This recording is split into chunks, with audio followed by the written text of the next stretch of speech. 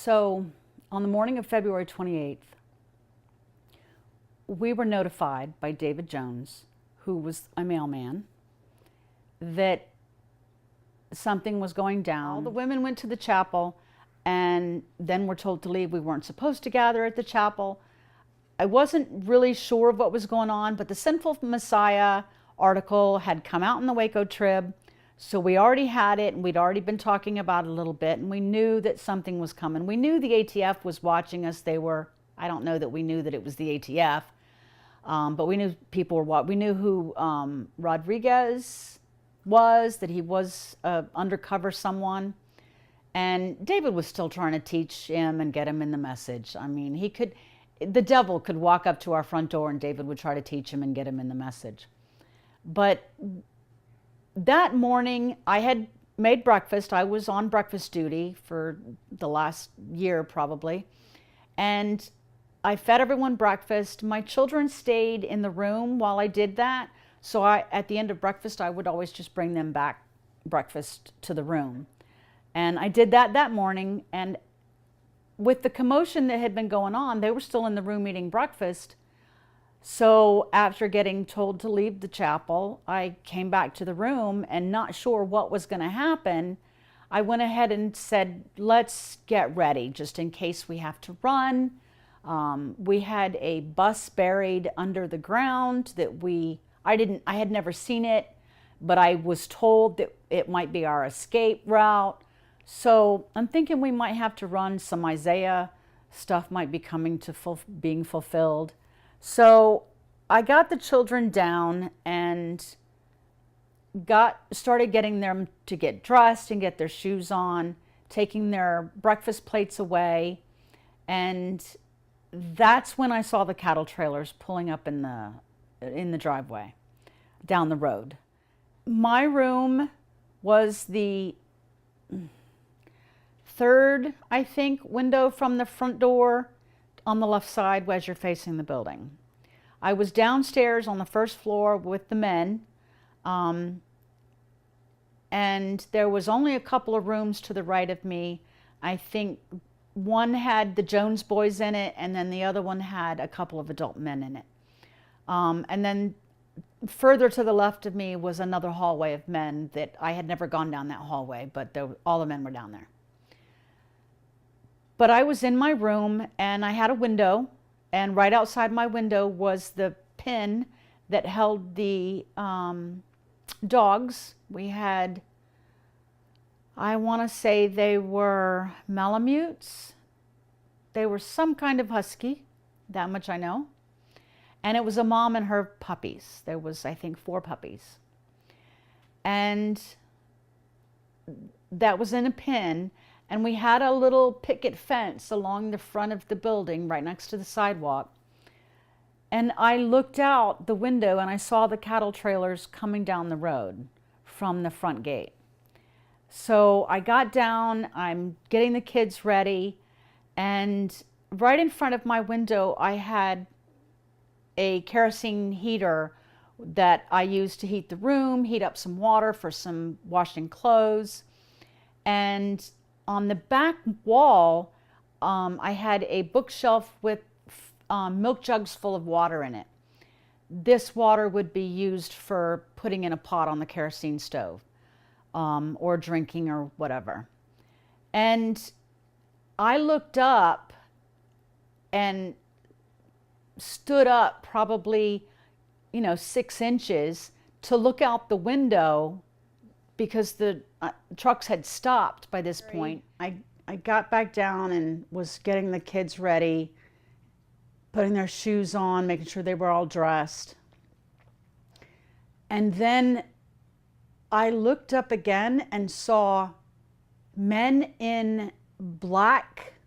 I don't know that they had any symbols on their clothes. They were just all in black, jumping out of the back of the first cattle trailer. That's the end of the building that I was on. I didn't see them in the second cattle trailer because that was past my vision. I saw the first cattle trailer and men jumping out of the back of it, fully dressed in black, running towards the white picket fence at the front. I got down again And the next thing I heard was yelps from the dogs when the dogs got shot. They didn't just shoot the mother, they shot her 4 puppies as well. They were right outside my window. That was their pen.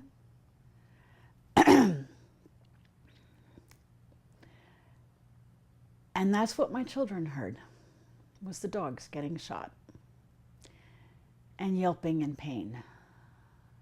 The next time I picked up my head, there was already shooting going on now. I didn't know what it was in the beginning, pops, but after hearing the dogs yelp, I knew it was shooting. There was shooting going on, but I picked up my head again and I saw a bullet hole in my window, right at my eye level. And I ducked down again and thought, that was 6 inches above my head. If I had stood up at the wrong time, or if that bullet had been 6 inches lower, I wouldn't be here. My children wouldn't have had a mother.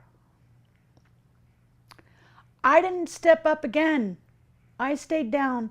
I stayed down as low as I could because that building had 1 layer of concrete brick, and that was the bottom. All the rest of it was thin wood. I know, I helped build it. Paper thin.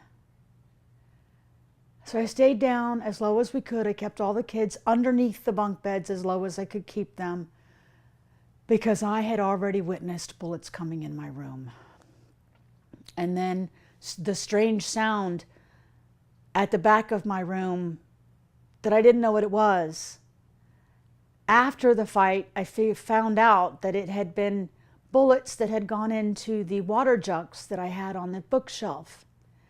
Water leaking down the wall was the strange sound that I was hearing. But that apparently 45-minute fight seemed like 6 hours.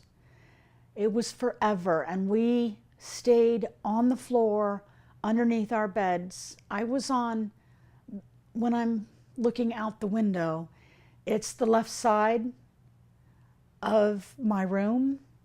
I had Chrissie and Bryan, my youngest 2, and I stayed with my head next to their bed. And Scott and Jake, my oldest 2, were underneath the other bunk bed on the other side of the room. I wasn't under the bed, I was just next to it. We were under the bed for so long that Bryan, my youngest, fell asleep. Of course, he was the easiest to hide because he was the smallest. And I was more worried about the other ones than him. But all I could think was, thank God that I had mighty men to protect me, because they were out there and they would not let these men that had jumped out of these trucks in. They would not let them harm us unless their lives were gone. They would keep fighting. And that's what I had to believe in, because I had no way to protect myself at the time. I was fully, having spent 3 years in the Air Force, fully capable, but I had no weapon, and I had no way to protect myself and my children.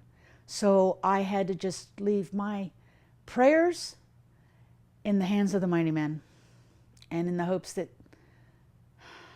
I would be okay and my kids would be okay. Eventually, Greg Summers poked his head in my room. It's the first time my door had opened. Apparently there had been a ceasefire, and he was checking on me and the kids to see if we were okay. I said we were okay, and he left and then shut the door. And again, I didn't see anyone for a while. Eventually, when there was no more shooting and I could tell that, we finally ventured out of our room on our own, just opened the door and came out to see what was going on. But this was after the firefight was over, and that's from that point I had to learn everything that had happened, because I didn't know. All I knew was that we were being shot at and we were hiding.